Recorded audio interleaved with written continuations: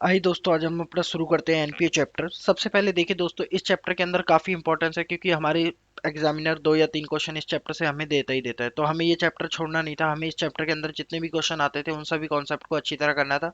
मैंने आपका previous year का पेपर एनालाइज करने के बाद जो कॉन्सेप्ट आपके एग्जामिनर बार बार पूछ रहा है आपके पेपर्स में, मैंने उसी कॉन्सेप्ट को ध्यान में रखते हुए आपके क्वेश्चंस को कंडक्ट करा है और सारी चीज़ें बहुत आसान तरीके से आप लोगों को समझाने की कोशिश करी है। ये बहुत छोटी वीडियो में आपका पूरा एनपीओ एक ही क्लास में खत्म हो जाएगा। आपका इसके बाद कोई भी डाउट नहीं पड़ेगा और इसके जो भी एमसीक्यू होंगे इंपॉर्टेंट, उनकी प्रैक्टिस इसी वीडियो में मैं आप लोगों को करा दूंगा। देखिए, सबसे पहले हम समझते हैं इस एनपीओ चैप्टर के अंदर क्या क्या इंपॉर्टेंट चीजें हैं और इस सारे चैप्टर को हम बिल्कुल कम टाइम में फटाफट इसकी फास्ट रिवीजन करते हैं और इसको समझते हैं। देखिए, सबसे पहले हमारा हो गया एनपीओ। एनपीओ होता क्या है दोस्तों? सबसे पहले हमें ये पता होना चाहिए एनपीओ क्या होता है दोस्तों।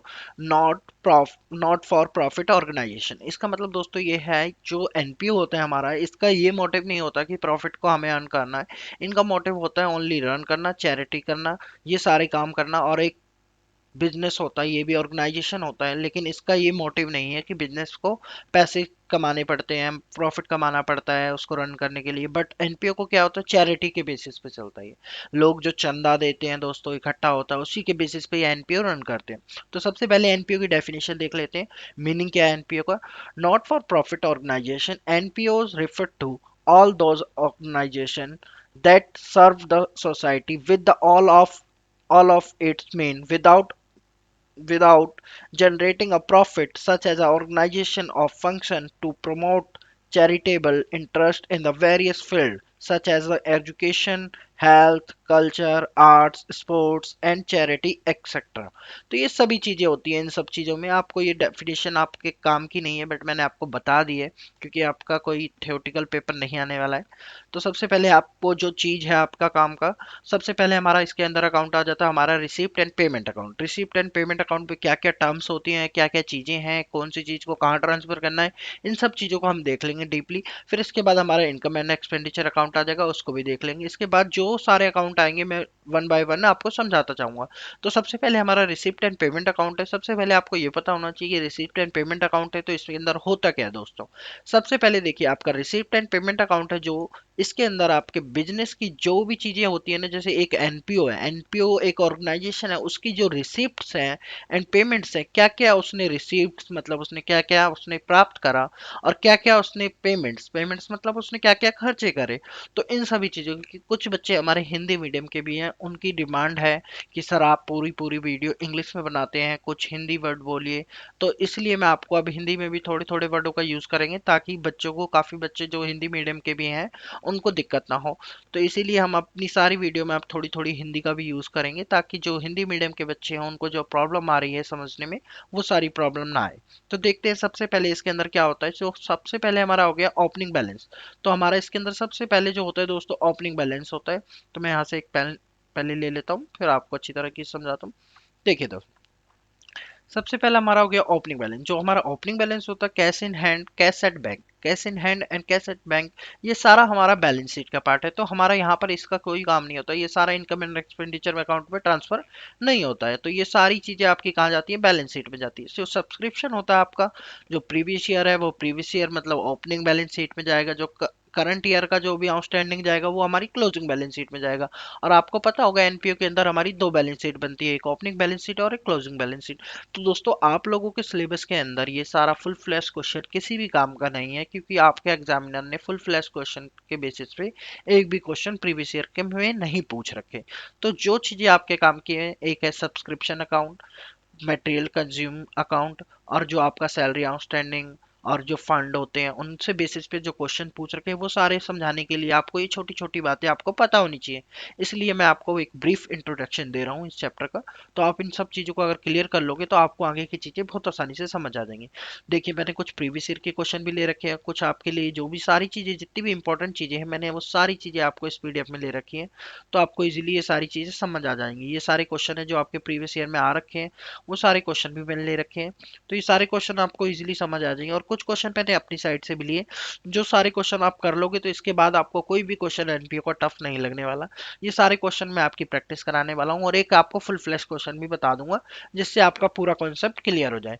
सारी चीजें मैं आपके साथ अभी डिस्कस करने वाला हूँ, ज्यादा लंबी वीडियो नहीं बनाऊंगा, 10 से 15 मिनट में आपकी ये वीडियो खत्म हो जाएगी। तो आप ये ध्यान से देखिए दोस्तों।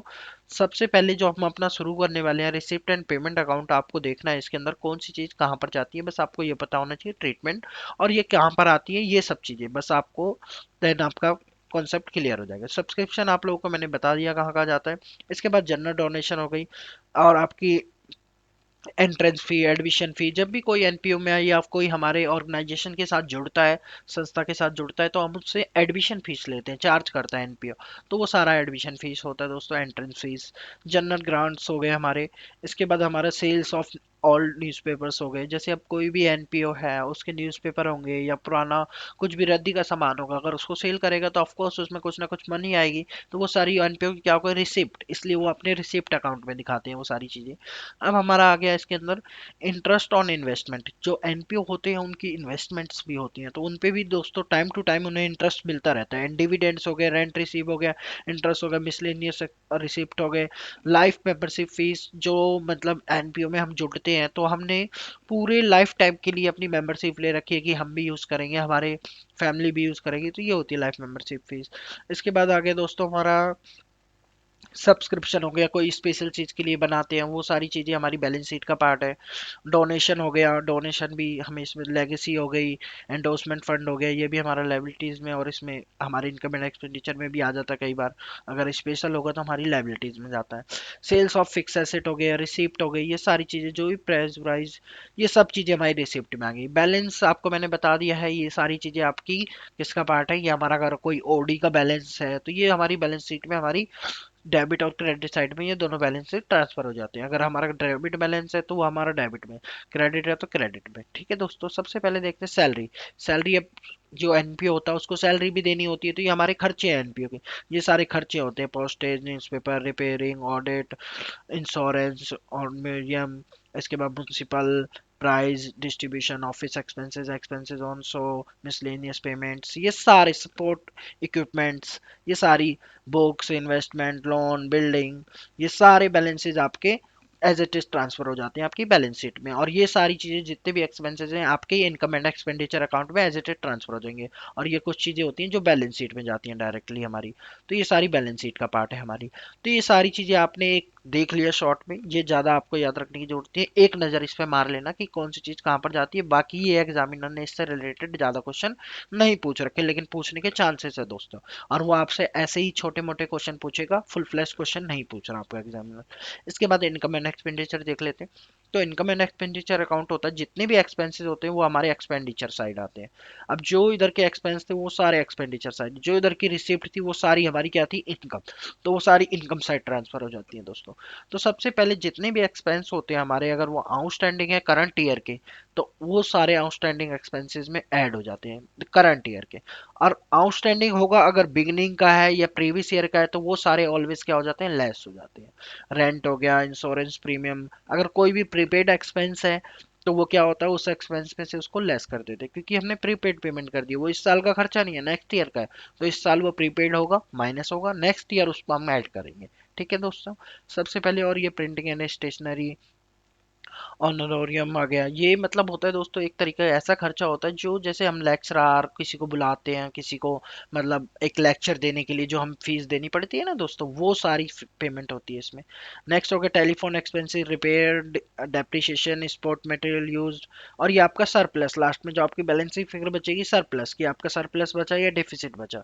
डिफिसिट बचेगा तो इट मीन्स आपका एनपीओ क्या है, घाटे में चल रहा है, और सरप्लस है तो इट मीन्स आपका एनपीओ क्या चल रहा है, प्रॉफिट में चल रहा है। अब आपका ये सब्सक्रिप्शन हो गया। सब्सक्रिप्शन में दोस्तों क्या होता है, आउटस्टैंडिंग एट द एंड। जो आपका outstanding at the end, it mean जो करंट ईयर का आउटस्टैंडिंग है वो आपका सब्सक्रिप्शन इस साल मिलना था बट नहीं मिला, तो आपको क्या है, उस सब्सक्रिप्शन को ऐड करके दिखाना है। Advance at the beginning. Advance at the beginning का मतलब होता है दोस्तों, प्रीवियस ईयर का जो एडवांस आपको मिल रखा है तो वो इस साल के लिए मिल रखा था, तो इस साल का सब्सक्रिप्शन हुआ वो भी, तो इसलिए इस साल के सब्सक्रिप्शन में हमें उसे ऐड करके शो करना पड़ेगा यहाँ पर।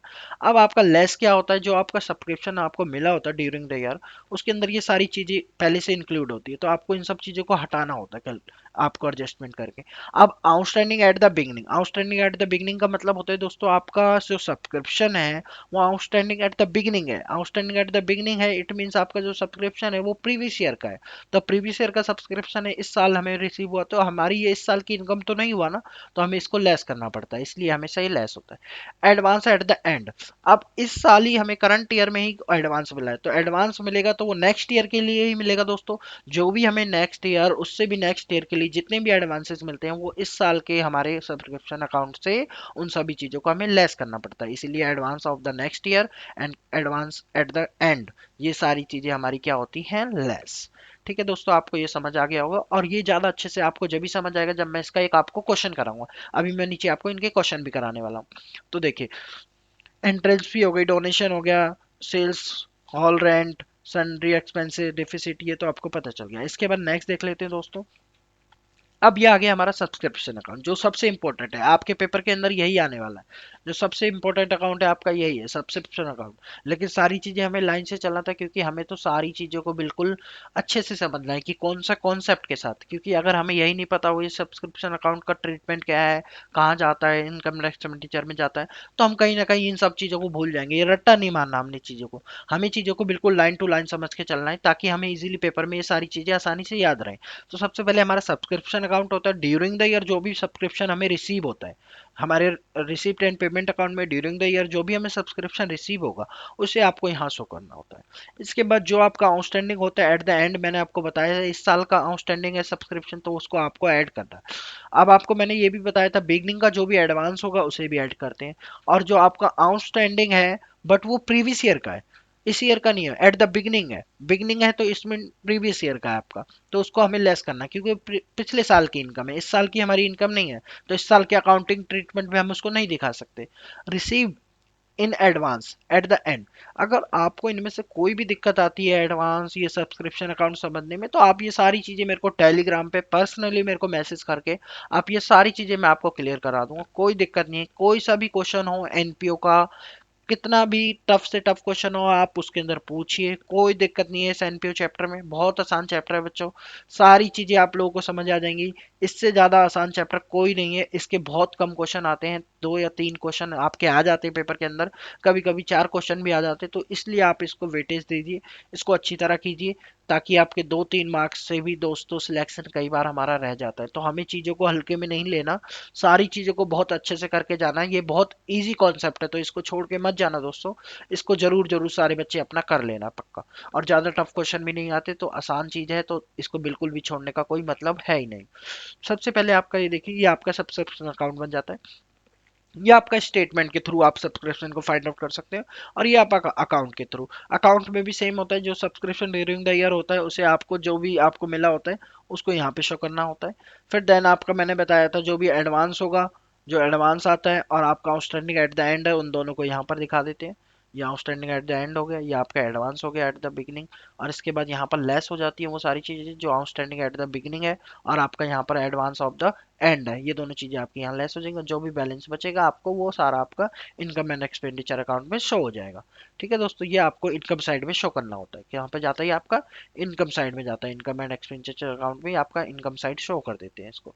तो ये सारी चीजें आपको क्लियर हो गई होंगी, और ये सारी चीजें जब भी आपको क्लियर होंगी जब मैं इनसे रिलेटेड आपको क्वेश्चन करा दूंगा। अब आपका ये भी समझा देता हूँ कंजम्पशन का एक क्वेश्चन, जैसे अब ये कंजम्पशन में कैसा क्वेश्चन आपको आता है, इससे ज़्यादा टफ क्वेश्चन नहीं आएगा, सारी एडजस्टमेंट नहीं देता एग्जामिनर, बाई चांस दे दे तो कोई दिक्कत नहीं है।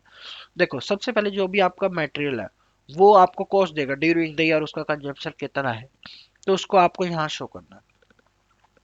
फिर आपका जो ओपनिंग स्टॉक होता है प्लस होता है, क्लोजिंग स्टॉक आपका माइनस होता है, ओपनिंग क्रेडिटर होते हैं वो माइनस होते हैं, और क्लोजिंग क्रेडिटर होते हैं वो प्लस होते हैं। और एडवांस एट द एंड हो गया आपका, वो माइनस होता है, एडवांस एट द बिगिनिंग हो गया वो आपका प्लस होता है। ये सारी चीजें, और जो देन जो आपका आंसर आता है वो आपको शो करना होता है इनकम एंड एक्सपेंडिचर अकाउंट में। अब ये सारी चीजें मैंने आपको क्लियर कर दी, अगर आप इसको कॉन्सेप्ट के साथ याद रखना चाहते हो तो कोई दिक्कत नहीं है, इसको याद भी रख सकते हो। जैसे आपका ये हो गया ओपनिंग स्टॉक, दोस्तों ओपनिंग स्टॉक है तो इट मीन्स ये आपका जब ईयर स्टार्ट हुआ होगा जिस टाइम पे, उस टाइम पे आपकी बिजनेस या ऑर्गेनाइजेशन के पास इतना स्टॉक था। एंड क्लोजिंग स्टॉक दोस्तों हमेशा होता है प्रीवियस ईयर का। तो प्रीवियस ईयर का क्लोजिंग स्टॉक है, इस साल का तो नहीं है ना, तो इसलिए क्लोजिंग स्टॉक को क्या करा है माइनस, क्योंकि जो हम अकाउंट प्रिपेयर कर रहे हैं वो इस ईयर का कर रहे हैं, तो हम प्रीवियस ईयर का कुछ भी क्यों कैलकुलेट करेंगे, इसलिए हमेशा क्लोजिंग स्टॉक क्या करना पड़ता है माइनस। अब देन आपको इसी से रिलेटेड अब मैं आपको क्लियर कर देता हूँ क्रेडिटर का। क्रेडिटर में हमने जो हमारा ओपनिंग क्रेडिटर है उसको माइनस करा, क्योंकि ये ओपनिंग क्रेडिटर इट मीन पिछले साल का क्रेडिटर है। पिछले साल हमने गुड्स लिए थे, उसकी पेमेंट नहीं हुई है, तो वो पिछले साल का क्रेडिटर वो पिछले साल के अकाउंट में जाएगा। हमारा इस साल के अकाउंट में हमें उस चीज को क्या करना पड़ेगा, लेस करना पड़ेगा। और जो हमारा क्लोजिंग क्रेडिटर है इसका मतलब है ये इस साल का है, एंड में हमारा क्लोजिंग क्रेडिटर है। तो हमें इस साल का ये हमारा कुछ माल लिया होगा हमने उससे, जब भी तो हमारा क्रेडिटर क्रिएट हुआ है, तो हमें इसको ऐड करना पड़ेगा हमारे कंजम्पशन जो भी गुड्स होगा। और एडवांस एट द एंड है, एडवांस एट द एंड है, एडवांस लिया हमने कुछ भी एट द एंड, तो ये क्या होगा हमारा लेस होगा। एडवांस एट द बिगनिंग, जो बिगनिंग में लिया था वो हमारा लेस होगा क्योंकि इस साल हमें यूज करा होगा उसको। ठीक है, ये सारी चीजें ऐड होती है बिगनिंग वाली, और ये लेस हो गया हमारा। तो ये आपको समझ आ गया होगा। मैं क्वेश्चन कराता हूँ, ज्यादा चीजें आपको जब भी क्लियर हो जाएंगी, क्वेश्चन आपको समझ आएंगे तो समझो सारी चीजें आपको समझ आ गई। क्वेश्चन ही काफी इंपॉर्टेंट है, क्वेश्चनों से ही दोस्तों आपको काफी सारी चीजें क्लियर हो जाएगी। सबसे पहले ये वाला क्वेश्चन देखते हैं। आपकी स्क्रीन पे आई होप ये सही से दिख रहा होगा, नहीं दिख रहा तो ये देख लीजिए, मैं आपको पढ़ के बता देता हूँ। Following information is provide the M S Raj is petro for the year of end 31 December 2018। तो आपको याद रखना है एक दो ईयर का एंड कब हो रहा है, 31 दिसंबर 2018 को। अब यहाँ पर हमें जो कैलकुलेशन करके दिखानी है वो सैलरी से रिलेटेड है।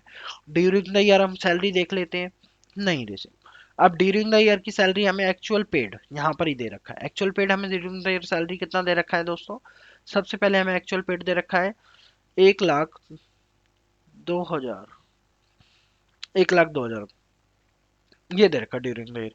अब देखिए दोस्तों, प्रीपेड सैलरी एज 31 2017। अब ये प्रीपेड सैलरी दी थी 2017 में। अब मैंने आपको बताया था प्रीपेड एक्सपेंस होता है ऑलवेज माइनस, तो यह 2017 की ट्रांजैक्शन में सैलरी में से क्या हुआ होगा माइनस, लेकिन वो इस साल के लिए क्या थी, वो इस साल के लिए प्रीपेड दी गई थी, तो ये उस साल की सैलरी 2017 में मिल चुकी थी, तो ये इस साल की सैलरी है तो इसलिए इसको ऐड करना पड़ेगा। नेक्स्ट देखते हैं, प्रीपेड सैलरी ऑन 31 2018 को, दिसंबर 18 को दी थी। ये आपको क्या है इस साल एडवांस हुआ है, इस साल का एडवांस दिया तो ये नेक्स्ट ईयर में कैलकुलेट होने वाला है, तो इसको हम लेस कर देंगे। इसके बाद जो हमारा आउटस्टैंडिंग सैलरी ऑन द 31 दिसंबर 2017, अब हमारा ये क्या आउटस्टैंडिंग है, प्रीवियस ईयर का आउटस्टैंडिंग है। प्रीवियस ईयर का आउटस्टैंडिंग है तो प्रीवियस ईयर में कैलकुलेट होगा, यहाँ पर तो हमें कैलकुलेट करना ही नहीं है, तो प्रीवियस ईयर का कैलकुलेशन है तो माइनस करो। इस साल का आउटस्टैंडिंग है, अब ये 2018 का आउटस्टैंडिंग है, तो ये इस साल की सैलरी आउटस्टैंडिंग है, तो जो चीज इस साल की आउटस्टैंडिंग है उसको ऐड करना पड़ेगा। अब इसका आप आंसर देख लीजिए, कितना आंसर आ गया आपका दोस्तों, ये आपका हो गया टोटल 15,000। तो 15,000 आपका आ गया माइनस का, ये आ गया आपका 19,500। 19,500 आ गया आपका ये प्लस का 19,500। तो 15,800 आप इसमें माइनस कर दोगे 19,500 में, तो ये आपको बचेगा 4,500। अभी 4,500 आपका आ गया पॉजिटिव का, और आपका ये 1,02,000 था, तो इन दोनों में ऐड कर दोगे तो ये आपका आ जाएगा 1,06,500। तो आपका आंसर नंबर हो गया बी इज करेक्ट। तो आप लोगों को ये समझ आ गया होगा। थोड़ा कॉन्सेप्ट को दिमाग में रखो, कौन सी चीज को ऐड करना है, कौन सी चीज को माइनस करना है, कौन सी चीज को प्लस करना है। बस आपने अगर ये दिमाग लगा लिया दोस्तों, आपके सारे कॉन्सेप्ट इसके क्लियर हो जाएंगे, कोई भी क्वेश्चन आपको टफ नहीं लगेगा एनपीओ का। इसके बाद नेक्स्ट क्वेश्चन देख लेते हैं। नेक्स्ट क्वेश्चन में क्या है दोस्तों, देखिए दोस्तों, सबसे पहले इसके अंदर हमें कैलकुलेट क्या करना है, सब्सक्रिप्शन। तो सब्सक्रिप्शन कैलकुलेट करना है, ए बी एक कंपनी है, उसके अंदर जो हमारा फाइनेंसिंग ईयर है वो क्या दे रखा है हमें, 18 से 19 का। अब हम देख लेते हैं पहले क्वेश्चन में, the receipt and payment account shows the subscription receive 25,000 includes. अब ड्यूरिंग द ईयर जो भी सब्सक्रिप्शन रिसीव होता है वो टू बैंक से एंट्री करते हैं, तो 25,000 हमारा सब्सक्रिप्शन रिसीव हो गया। आपके में बिल्कुल शॉर्ट क्वेश्चन आने वाले हैं, बस छोटी मोटी कैलकुलेशन, जिसको जरा सी भी नॉलेज होगी अगर सब्सक्रिप्शन अकाउंट की या एनपीओ की, वो आराम से इजीली कर लेगा। और ये वीडियो देखने के बाद तो इतनी नॉलेज आपको हो जाएगी कि आप ये सारे क्वेश्चन इजीली सॉल्व कर पाओगे। अब आपका सब्सक्रिप्शन रिसीव दे रखा है 25,000, अब आपका इंक्लूड 2500 फॉर नेक्स्ट ईयर। अब ये नेक्स्ट ईयर के लिए आपको 2500 इसके अंदर इंक्लूड है, तो नेक्स्ट ईयर के लिए है तो ये हमारे किसी काम का नहीं है, नेक्स्ट ईयर की इनकम है, तो नेक्स्ट ईयर के लिए है तो इसको माइनस करेंगे। अब subscription for the current year not yet be receive is 2000। तो आपका इस साल का जो करंट ईयर का था वो सब्सक्रिप्शन 2000 क्या आउटस्टैंडिंग, तो हमें क्या करना पड़ेगा ऐड। अब ये आपका आ गया नेट, आपका आ जाएगा 24,500। तो 24,500 आपका ऑप्शन नंबर हो गया फोर्थ। तो 24,500 इज करेक्ट आंसर। ये सारी चीजें आप अकाउंट के थ्रू भी कर सकते हो, कोई फर्क नहीं पड़ने वाला। लेकिन अकाउंट बनाने का दोस्तों इतना टाइम नहीं होता कि आप ये अकाउंट से करो, क्योंकि आपको पता है हर एक क्वेश्चन हमें 1 मिनट से 1.5 मिनट मिलता है। अगर 1 मिनट 1.5 मिनट में हम क्वेश्चन को सॉल्व नहीं कर पाएंगे तो हम कंपटीशन से वैसे ही बाहर हो जाएंगे। तो हमें चीज़ों को बिल्कुल शॉर्ट, वो सारी चीज़ें मैंने आपको कॉन्सेप्ट के लिए बताई हैं। अगर आप चीज़ों को कमज़ोर है तो पहले आप उनको ऐसे पुट करके निकालिए, तो आपको ज़्यादा समझ आ जाएगा। जो मैंने ऊपर आपको फॉर्मूले बताए हैं सब्सक्रिप्शन कैलकुलेट करने के, गुड्स कैलकुलेट, सैलरी कैलकुलेट, वो सारी चीज़ें आप वहाँ से कर सकते हो। जिस भी चीज़ में आपको प्रॉब्लम आती है आप हमारे टेलीग्राम चैनल पे मैसेज कीजिए, हम आपकी प्रॉब्लम को सॉल्व करेंगे ऑफ कोर्स। और ये सारी क्लासेस आपको फ्री ऑफ कॉस्ट मिल रही है, कोई भी आपसे चार्ज नहीं लिया जा रहा दोस्तों। तो आप इस क्लास का फ़ायदा उठा के अच्छी तरीके से अपनी प्रैक्टिस कीजिए ताकि आपका पेपर पास हो जाए और आपकी फैमिली, आपका परिवार और आपकी लाइफ एक अच्छी लाइफ हो जाए। तो देखते हैं दोस्तों, सबसे पहले हम करते हैं नेक्स्ट क्वेश्चन। अब जो हमारा नेक्स्ट क्वेश्चन है ये देखते हैं। नेक्स्ट क्वेश्चन हमारा यहाँ से है। अब ये देखिए दोस्तों, अब नेक्स्ट क्वेश्चन के अंदर क्या पूछा है दोस्तों। सबसे पहले कैलकुलेट द स्पोर्ट मटेरियल्स। अब स्पोर्ट्स के जो भी मटेरियल थे वो कैलकुलेट करने, इनकम एंड एक्सपेंडिचर अकाउंट पे कितना जाएगा एट द एंड ऑफ 2007 में। The accounting information account amount paid for the sport material during the year was 90। अब हमें ड्यूरिंग द ईयर अब मिल गया स्पोर्ट्स का कितना फंड मिल गया, 19,000 फंड मिल चुका है। अब हम कैलकुलेशन करते हैं अपनी बाकी की। आप अकाउंट के थ्रू भी कर सकते हो दोस्तों, कोई दिक्कत नहीं है, मैं आपको शॉर्टकट तरीके से करा रहा हूँ। आप अकाउंट में पुट करके करो, सेम आंसर आएगा, कोई फर्क नहीं आने वाला। मेरे को नॉलेज है, मेरे को ये सारे कॉन्सेप्ट पता है, तो मैं इजीली माइनस प्लस कर पा रहा हूँ। आपको भी ये प्रैक्टिस करते करते ये सारी चीजें आपको भी पता चल जाएंगी, फिर आप भी इजीली ये सारी चीजें कर पाओगे, कोई दिक्कत नहीं आती इनमें। अब आपका ये क्या दे रखा दोस्तों, स्टॉक दे रखा है। ये आपका ओपनिंग स्टॉक है, ये आपका क्लोजिंग स्टॉक है। तो आपका ओपनिंग स्टॉक मैंने बताया था ऑलवेज क्या करना पड़ता है हमें, ये सारा ओपनिंग स्टॉक होता है ऑलवेज उसको करना पड़ता है प्लस। तो 7,500 आपका क्या हो जाएगा प्लस। नेक्स्ट आपका ये 6400 ये आपका क्या हो जाएगा closing stock. Closing stock always क्या करना पड़ता है माइनस। अब आपका क्या है क्रेडिटर हो गया, ये अब क्रेडिटर मैंने बताए थे, अगर आपके क्लोजिंग ईयर के क्रेडिटर्स है तो वो क्या हो जाते हैं ऑलवेज प्लस। अगर आपके बिगिनिंग ईयर के क्रेडिटर्स हैं या पिछले साल के क्रेडिटर हैं वो मैंने बताया था माइनस, क्योंकि वो पिछले साल के हैं दोस्तों। अब इसका नेट इफेक्ट देख लीजिए आप क्या आ रहा है, 19,000 तो आपका ये नेट है पहले से। अब इसके अंदर आपको ये 2500 और ये 9,000 कितना हो जाएगा आपका दोस्तों, इसको टोटल करके देख लेते हैं। ये हो गया आपका 8,400 हो गया आपका पॉजिटिव का, माइनस का 8,400 हो गया आपका माइनस का। अब ये 7,500 और प्लस में आपका ये हो गया 2,600। इन दोनों को प्लस करके देखते हैं कितना आएगा, 0 0 1 कैरी 1, ये आ गया आपका 10,100। 10,100 आपको माइनस करने हैं 8400 में, तो ये आपका आंसर आ जाएगा। कितना आएगा दोस्तों, ये आएगा आपका 1700। अब ये 1700 आपका किस में आया है, 1700 ये आपका आया है पॉजिटिव में। अभी 1700 पॉजिटिव में आया है तो 1700 आपको इसमें ऐड करना पड़ेगा, तो 1700 ऐड कर देते हैं। 1700 ऐड करने के बाद आपका ये आंसर कितना आ गया, 0 कैरी 1 2, तो 20,700। 20,700 हमारा ऑप्शन नंबर हो गया 20 करेक्ट। तो ये सारी चीजें काफी आसान है, छोटी मोटी कैलकुलेशन है, आप कैलकुलेशन का ध्यान रखोगे इजीली सारे क्वेश्चन हो जाएंगे। कुछ भी एक दो क्वेश्चन भी आपके गलत नहीं होंगे अगर आप कैलकुलेशन मिस्टेक नहीं करोगे। बहुत आसान कॉन्सेप्ट होते हैं, इसमें कैलकुलेशन भी कुछ नहीं है दोस्तों, प्लस माइनस करना है और इसके अलावा कुछ भी नहीं है इसमें। और वो सारी चीजें अगर आपको कॉन्सेप्ट अच्छी तरह पता चल जाएंगे तो फिर ये सारी चीजें आप मेरी तरह ही कर पाओगे आसानी से। अब नेक्स्ट क्वेश्चन देख लेते हैं। Non profit organisation receive 10,000 for the entrance fee of the new member. अब एक नए मेंबर की हमने क्या रिसीव करी है, फीस रिसीव करी है 10,000। अब 20% फी हैज बीन कैपिटलाइज। अब कैपिटलाइज करनी है 20% फीस को। अब 20% फीस को कैपिटलाइज करना है तो मतलब अब बाकी की जो फीस होगी वो एक्सपेंस में उसको रिसीव एंड पेमेंट कैपिटलाइज मतलब करना है, वो बैलेंस शीट का पार्ट हो जाएगी, तो बैलेंस शीट में चली जाएगी। तो कैपिटलाइज 10,000 का देखते हैं, 10,000 का 20% कितना आएगा, 10,000 का 20% आपका कितना आ रहा है, 2 जीरो से 2 जीरो कट जाएंगे, तो ये आपका 10,000 का 20% आ गया 2,000। अब 2,000 रुपये तो आपके कैपिटलाइज हो जाएंगे, इसके बाद आपका कितना बचेगा, 8,000 रुपये। तो ये आंसर नंबर आपका हो जाएगा बी। तो इनकम एंड एक्सपेंडिचर में जो आपका शो होने वाला है वो कितना शो होगा, 8,000, क्योंकि ये कैपिटलाइज्ड हो जाएगा। इसके बाद ये चीज आपको समझ आ गई। नेक्स्ट चीज देखते हैं, price fund of the 10,000 interest. अब देखते हैं ये दोस्तों, ये क्वेश्चन काफी इंपॉर्टेंट है, क्योंकि आपके क्वेश्चन के अंदर ये आ जाता है जो हमारे फंड होते हैं। अब ये फंड अकाउंटिंग का क्वेश्चन है। तो ये देखिए, फंड में आपका आ गया, फंड में जो भी चीज होती है, फंड में आप कितना आ गया आपका, जैसे ये आ गया आपका फंड में कितना आ गया, सबसे पहले ये आ गया आपका 10,000। अब 10,000 आ गया। अब पहले मैं क्वेश्चन की रिक्वायरमेंट को देखता हूँ, क्वेश्चन पूछना क्या चाहता है। Interest on price fund investment. अब मेरे को इंटरेस्ट मिला, कितना मिला, 1,000। प्राइस पेड 2,000, 2,000 के हमने उसी फंड में से प्राइस भी पे करे हैं, और हमें इंटरेस्ट रिसीव भी हुआ है। तो ये हमारे लिए इनकम है, ये हमारे लिए क्या है, एक्सपेंस हो गया, तो ये माइनस। अब ये हमारा क्या है, प्राइस फंड इन्वेस्टमेंट 8,000, और हमने 8,000 की प्राइस फंड इन्वेस्टमेंट भी करी है। तो अब इसमें पूछा क्या हमसे, अब देखते हैं, what will be the treatment. अब ट्रीटमेंट इनके अकॉर्डिंग भी बताना, आंसर के अकॉर्डिंग। हम अपनी तरफ से तो कुछ भी आंसर नहीं बना देंगे, तो आंसर देखते हैं सबसे पहले कि हमारा सुटेबल आंसर कौन सा हो सकता है। सबसे पहले हमारा 10,000 का फंड था दोस्तों। अब 10,000 के फंड में मैंने आपको लोगों को बताया, 10,000 के फंड में 1,000 जो हमारा इंटरेस्ट मिला वो तो हमें ऐड करना पड़ेगा। तो हमारा अब टोटल जो हो गया हमारा फंड, वो कितने का हो गया, 11,000 का। अब 11,000 के फंड में 2,000 हमें क्या करने पड़ेंगे, माइनस, क्योंकि हमने क्या उससे प्राइस को डिस्ट्रीब्यूट कर दिया। अब ये हमारे हो गया फंड 9,000 का। जो हमारा 9,000 का फंड आ गया, ये अब हमारा फंड कभी भी डिस्ट्रीब्यूट नहीं होता इनकम एंड एक्सपेंडिचर में।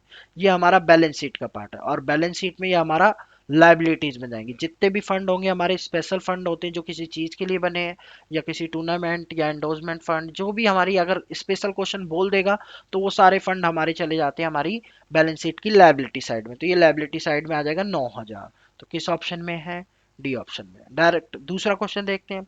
दूसरा क्वेश्चन, हमें इन्वेस्टमेंट करी है 8,000 की। अब 8,000 की इन्वेस्टमेंट करी है, तो ये हमारे लिए क्या है, एसेट्स है, तो ये हमारी एसेट साइड में आ जाएगा। तो हमारा फोर्थ ऑप्शन क्या हो गया, बिल्कुल करेक्ट हो गया। ये सारी चीजें आपको क्लियर हो गई होंगी। और ये मेरी इधर फोटो आ रही होगी तो ये शायद आपको ना देख पाए हो, सॉरी, मैंने ध्यान नहीं दिया यहाँ समझाते समय। अभी आप देख लीजिएगा। अब नेक्स्ट क्वेश्चन देख लेते हैं। नेक्स्ट क्वेश्चन में क्या बोला, ऐसा क्वेश्चन बिल्कुल एज इट इज आपके पेपर में आने के बिल्कुल बिल्कुल 99% चांसेस है।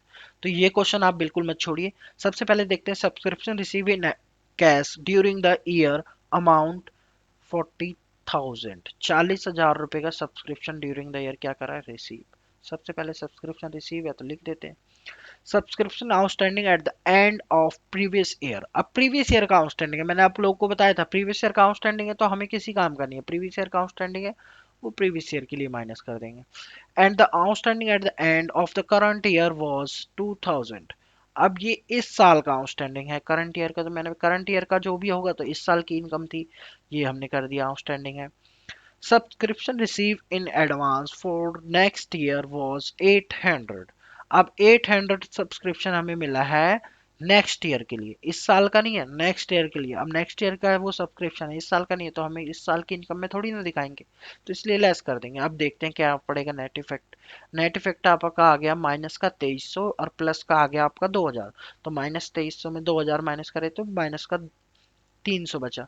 अब -300 इधर करोगे तो ये आपका बच जाएगा 39,700। तो ऑप्शन नंबर देखिए आप कौन सा वाला सही है, बी ऑप्शन इज करेक्ट।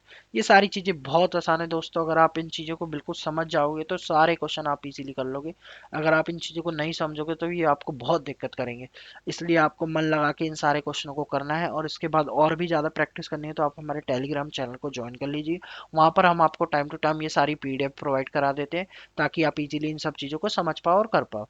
तो देखते हैं सबसे पहले, what amount will be credited to the income and expenditure account for the year of ending 31st March 2020 on the basis of following information। अब आपको ये बताना, सब्सक्रिप्शन रिसीव हुआ है हमें ड्यूरिंग द ईयर, यस, 1920 का अकाउंट बना रहे हैं और हमें 4 लाख सब्सक्रिप्शन क्या हुआ है, रिसीव हुआ है। तो हमने 4 लाख सब्सक्रिप्शन लिख दिया। और इसके बाद अब देखते हैं क्या क्या इन्फॉर्मेशन है हमारे पास। अब ये आउटस्टैंडिंग की इन्फॉर्मेशन है, ये प्रीवियस ईयर का है और ये हमारा करंट ईयर का आउटस्टैंडिंग। अब प्रीवियस ईयर का मैंने कहा था आप लोगों को क्या हो जाता है, माइनस हो जाता है, सोचना ही नहीं है। और इस ईयर का आउटस्टैंडिंग है तो आपको क्या पता है, प्लस हो जाता है वो। अब नेक्स्ट हम देखते हैं अपना एडवांस है दोस्तों। एडवांस भी क्या होता है, प्रीवियस ईयर का एडवांस है तो वो इस साल के लिए ही मिला होगा ना प्रीवियस ईयर में, तो हमें क्या करना है, उसको ऐड करना है। और जो हमारा इस साल जो हमें एडवांस मिला वो हमें नेक्स्ट ईयर के लिए ही मिलता है, तो हमें लेस करना। अब देखिए आप प्लस के कितने हो गए आपके, प्लस के हो जाएंगे आपके 28,000। ये दोनों मिला के हो गए 28,000 और ये दोनों मिला के हो गई 12,000। अब 12,000 माइनस करना है 28,000 में से आपको, तो कितना बचेगा, 6 और 1, 16,000। 16,000 प्लस कर दोगे 4 लाख में तो 4,16,000, तो 4,16,000 बी ऑप्शन इज करेक्ट। तो ये सारी चीज़ें आप लोगों को सारी क्लियर हो जाएंगी अगर आप इनको बिल्कुल ध्यान से करोगे तो। और ये सारी चीज़ें काफ़ी आसान है दोस्तों, बस प्लस माइनस का खेल है और कुछ नहीं है इनमें। और जो चीज़ें अगर आपको नहीं आए समझ में तो ये सारी चीज़ें आप टेलीग्राम पर भी दोबारा पूछ सकते हो अगर आपका कोई डाउट रह जाता है तो। अब नेक्स्ट क्वेश्चन देखते हैं हमारा 14। इसके बाद देखते हैं इसमें हमें क्या निकालना है, सैलरी का ट्रीटमेंट करके दिखाना है। तो सैलरी का ट्रीटमेंट करते हैं दोस्तों। सबसे पहले हम ड्यूरिंग द ईयर देखते हैं कितनी सैलरी हमारी पेड हुई है। तो ड्यूरिंग द ईयर हमारी सैलरी कितनी पेड हुई है, हमारी 75 की सैलरी पेड हुई है। तो हम 75 लिख देते हैं सबसे पहले। अब नेक्स्ट करते हैं ट्रीटमेंट, आउटस्टैंडिंग सैलरी है। अब आउटस्टैंडिंग सैलरी है प्रीवियस ईयर, आउटस्टैंडिंग है प्रीवियस ईयर का, इस साल हमें रिसीव हुआ है। अब आउटस्टैंडिंग जो इस साल का होता है मैंने बता रखा वो ऐड होता है, तो 6,000 तो ऐड हो जाएगा। अब जो प्रीवियस ईयर का आउटस्टैंडिंग है वो क्या करते हैं, हमेशा लेस करना पड़ेगा। तो ये 6500 क्या हो जाएगा हमारा, लेस हो जाएगा। अब प्रीपेड है, प्रीपेड हमने क्या करा, ये प्रीवियस ईयर में प्रीपेड दिया था तो वो इस साल के लिए ही दिया होगा ऑफ कोर्स, तो 1200 ऐड करना है। और ये हमारा क्या हो जाएगा, लेस हो जाएगा, क्योंकि हमने इस साल प्रीपेड दिया तो वो लेस होगा। अब देखो ये माइनस माइनस के कितने हो गए, प्लस प्लस के कितने हो गए। अब ये हमारे हो गए 7200 प्लस प्लस के, और माइनस के हो गए हमारे पास कितने, माइनस के हो गया हमारे पास 7,000, नहीं 7,000 नहीं सॉरी, 7,500, 7,500। तो अब आपका नेट बचेगा जो -300 बच रहा है, -300 आप 7500 में करोगे तो कितना आ जाएगा आपका, 74,700। 74,700 आपका देखिए कौन सा आंसर है, 74,700 डी ऑप्शन इज करेक्ट। तो ये सारी चीजें काफी आसान है, कुछ भी दिक्कत नहीं आने वाली आपको, ये कैलकुलेशन है जरा सी, इतना कैलकुलेट करते ही आपका एक नंबर पेपर में तैयार है। कोई दिक्कत नहीं आती इन क्वेश्चनों में, ये सारे फ्री के मार्क्स होते हैं दोस्तों, अगर आपने अच्छी तरह इन सब चीज़ों की प्रैक्टिस कर ली तो इससे आसान चीज़ कुछ नहीं है आपके पेपर के अंदर। अब नेक्स्ट क्वेश्चन देखते हैं। अब नेक्स्ट क्वेश्चन में आपको क्या निकालना है, स्टॉक निकालना है मेडिसिन का। तो सबसे पहले मेडिसिन का स्टॉक हम ड्यूरिंग द ईयर देखते हैं कितनी पेमेंट हो रखी है, 2,50,000 की। 2,50,000 की हमारी मेडिसिन की जो पेमेंट हो चुकी है।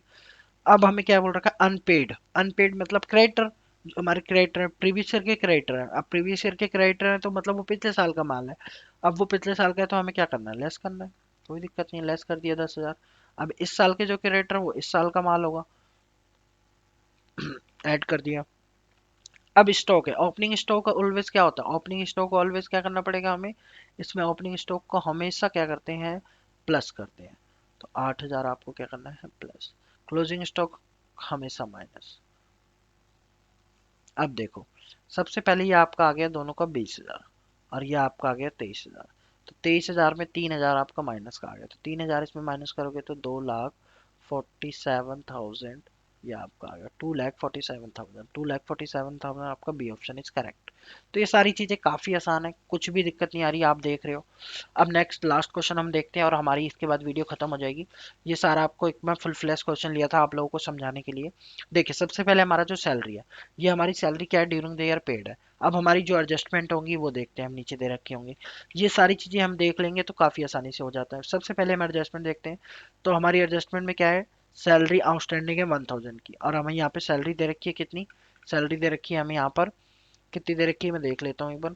हमें यहाँ पर सैलरी दे रखी है 10,000 की, 11,000 की। तो 11,000 की सैलरी का है और इस साल हमें 1,000 की आउटस्टैंडिंग है, तो ये आपका ऐड होके सैलरी में 12,000 शो कर जाएगा। तो देखिए ऐड होके आपकी सैलरी के साथ 12,000 यहाँ पर शो कर रही है। ठीक है दोस्तों, ये चीज़ आपको समझ आ गई होगी। Opening balance of the stock of postage and stationery and the cricket goods, ये कितना है ओपनिंग स्टॉक, ये आपका पहला है पोस्टेज एंड स्टेशनरी का ओपनिंग स्टॉक है, और ये आपका क्रिकेट गुड्स का ओपनिंग स्टॉक है। ऐसे ही आपको क्लोजिंग भी दे रखा है। क्लोजिंग आपका ये स्टेशनरी का है 900, और इसका आपका क्रिकेट वाले का है ये 2,800। दोनों चीजें दे रखी है, ओपनिंग और क्लोजिंग। तो आपको पता है ओपनिंग ऐड होता है, क्लोजिंग आपका लेस होता है, तो सेम यही ट्रीटमेंट कर रखा होगा। ये देखिए, सबसे पहले यहाँ पर हमारा जो जितना होगा हम देख लेते हैं।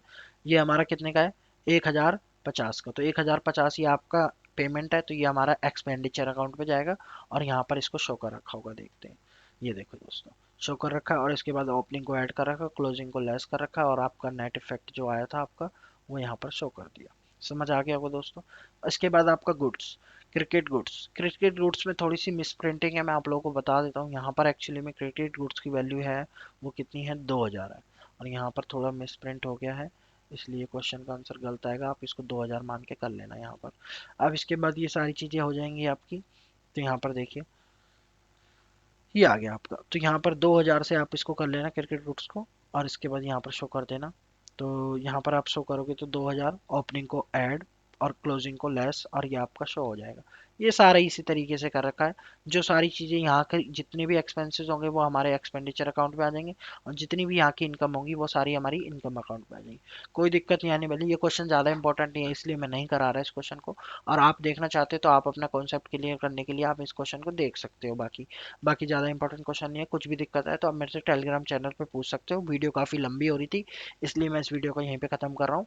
और कोई भी आपको दिक्कत आती है तो आप ये सारे डाउट अपने हमारे टेलीग्राम चैनल पर, और इसकी पीडीएफ अगर आपको चाहिए तो मैं आपको इसकी पीडीएफ टेलीग्राम चैनल पे प्रोवाइड करा दूंगा। और ये सारे क्वेश्चन की आप प्रैक्टिस कर लोगे तो आपका एनपीओ कंप्लीट हो जाएगा। बहुत ही मेहनत से हम ये सारी चीज़ों को देखते हैं कि कौन सा क्वेश्चन आपसे एग्जामिनर पूछ रहा है, कैसे क्वेश्चन पूछ रहा है, उसी हिसाब से हम वीडियो को बनाते हैं, ताकि आपको उससे कुछ फ़ायदा हो और सारी चीज़ें आपकी क्लियर हो जाएँ। फालतू की चीज़ें हम भी काफ़ी चीज़ें अवॉइड करते हैं कि ज़्यादा हम आपको फालतू की चीज़ें ना पढ़ाएँ, क्योंकि फालतू की चीज़ें दोस्तों आप लोगों को कराने से, दिखाने से, इतनी लंबी-लंबी वीडियोज़ पार्ट्स में बनाने से कोई फ़ायदा नहीं। जो चीज़ पॉइंट टू पॉइंट पढ़ो, जो चीज़ें आनी है वही पढ़ो। सेट देखो और उसमें देखो क्वेश्चन, उसके बाद क्वेश्चन आपको आता है तो ठीक है, नहीं आता तो उस कॉन्सेप्ट को जाके बुक में पूरा रिवाइज़ करो। फिर देन उसके बाद सेट्स की प्रैक्टिस करो। ऐसे अगर आप करते हो तो आपका पेपर ऑफ कोर्स क्लियर हो जाएगा।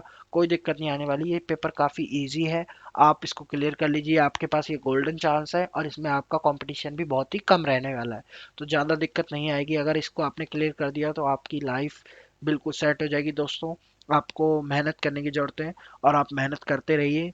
और सर्दी है, आप लोग सभी कोरोना, ओमिक्रॉन, ये जैसे वायरस चल रहे हैं, इन सभी वायरसों से बचिए और अपने घर में रहिए, सुरक्षित रहिए। और आज की क्लास हम यहीं पे ख़त्म करते हैं।